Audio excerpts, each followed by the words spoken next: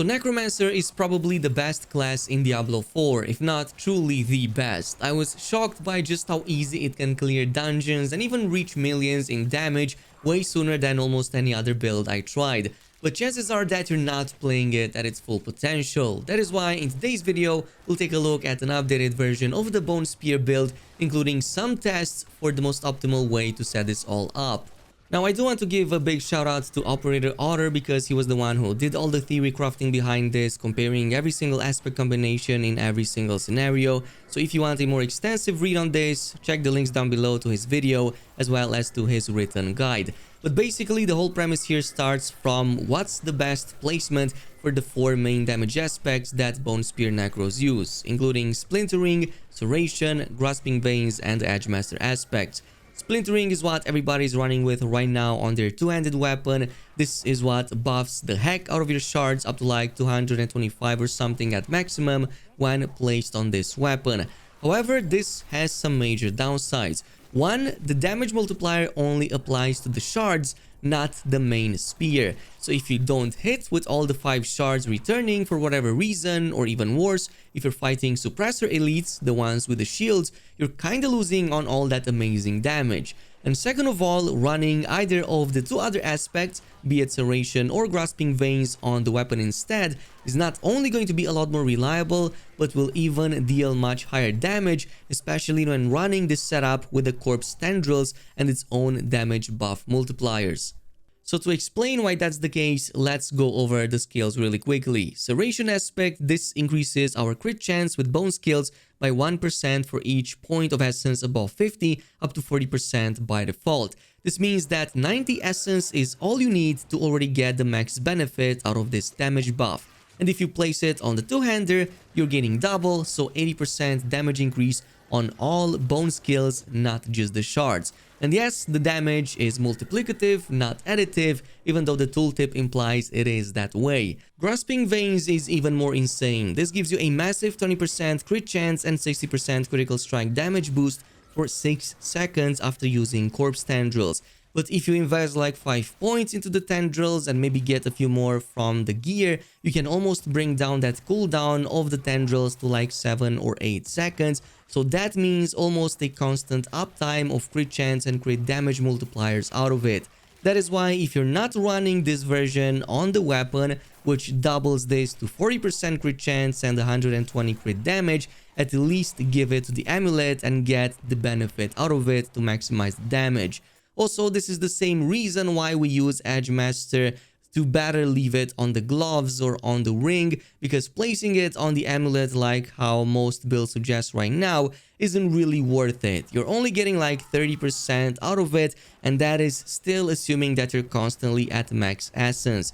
Which, let me tell you this, you're not going to be almost never with this build, even when running with exposed flesh, so you're not going to get the max benefit out of Edgemaster. So to better visualize what I mean by that, here is the table made by Otter. We can see all the combos compared to one another. Specifically, combo number 4, this is the setup that most people use right now from all the guides online. But this does less damage no matter how many shards we hit the enemy with, compared to, for example, combo number 9, which uses Serration on the weapon, or combo number 6, which uses Grasping Veins on the weapon instead.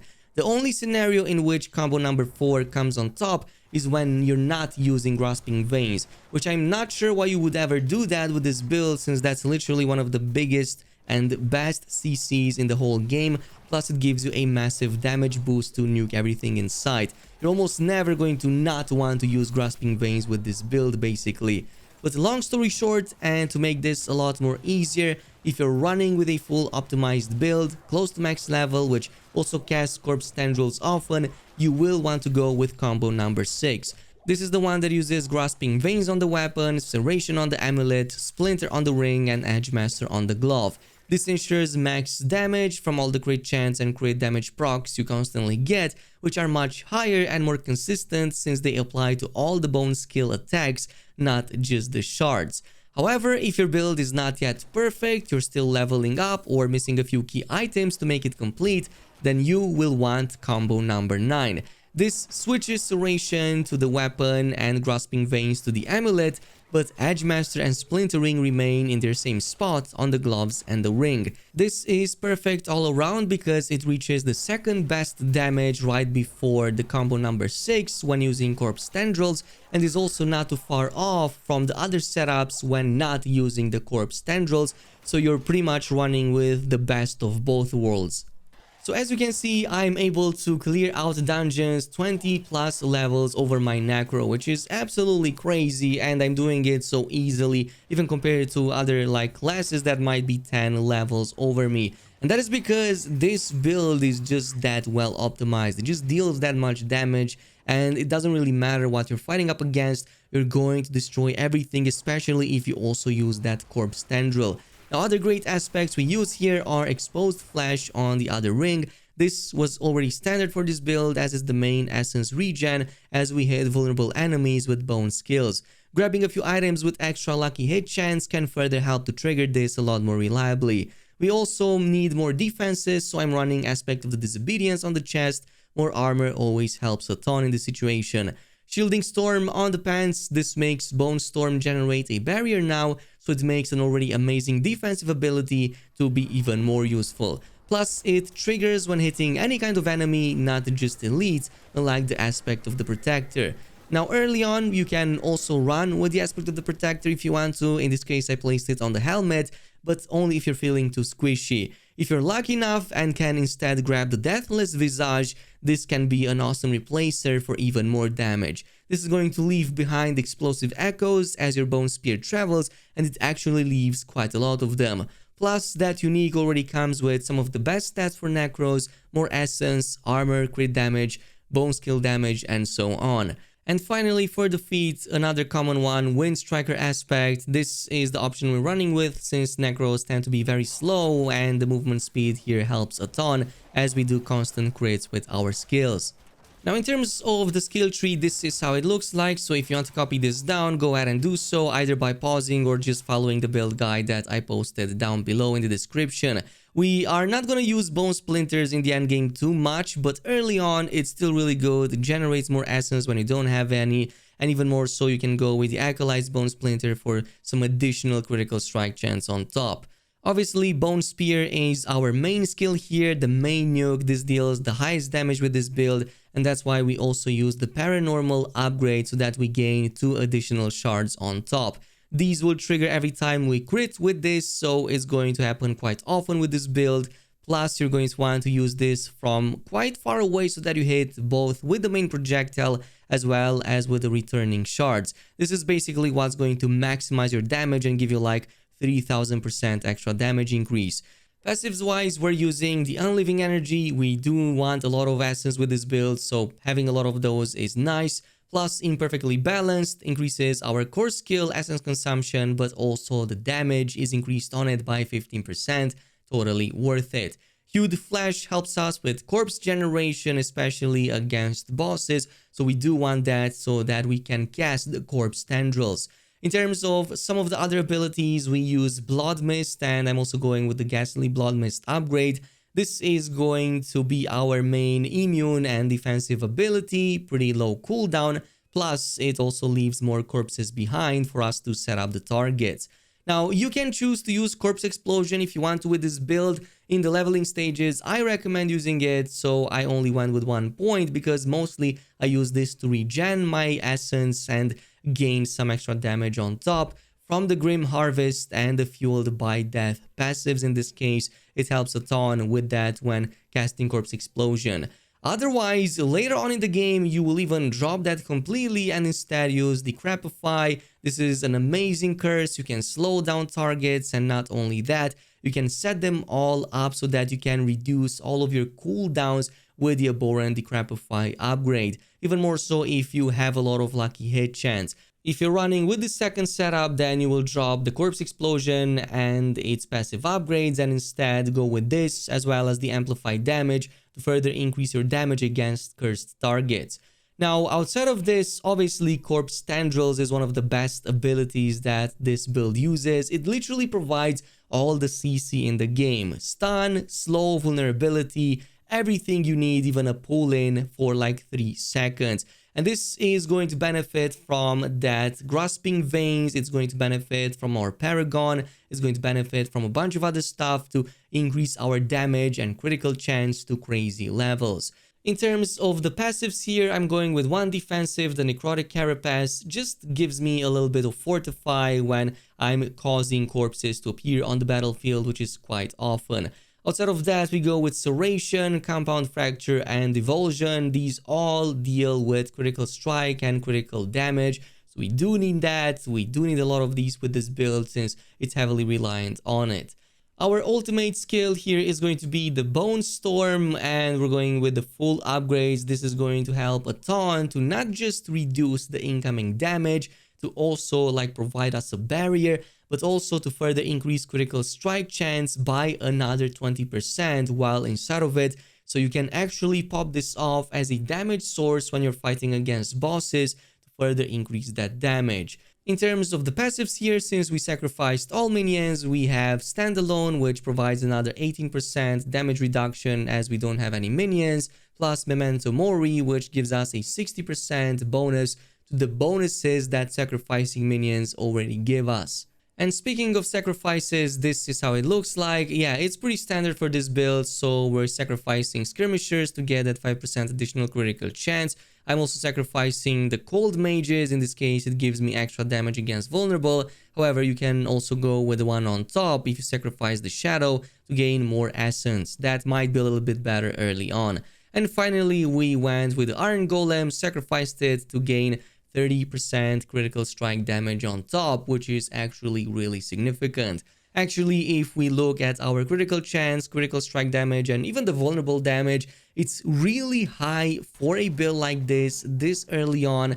It literally just gives you all these huge multipliers, which go even higher when you're using corpse tendrils and casting these skills and doing all of this damage. Trust me, you're going to see easy 500k non-crits and 1 million crits easily, even like level 70 and a little bit.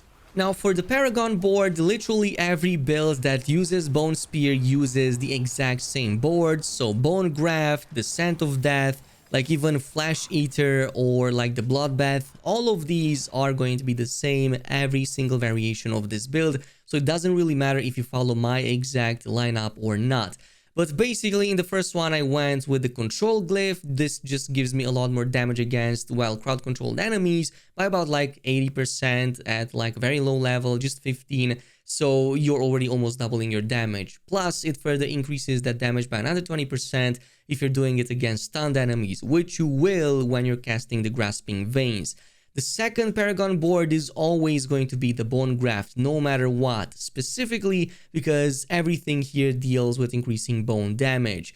The Bone Graft legendary node does that. It increases your damage as well as your maximum essence. You also have these 3 rare glyphs right here, including the Entomb, the Calcified, and this one right here, Shaper of Bone, which further increases bone skill damage and further provides other useful critical strike chance benefits to this skill. Plus, there are 2 defensive bonuses here from Reinvigorate for more essence and maximum health, as well as Tenacity for more maximum life. In terms of the actual glyph, I went with the Sacrificial. This is going to give me some nice damage increase when I have no active minions, so I don't have that. I'm going to constantly benefit from this.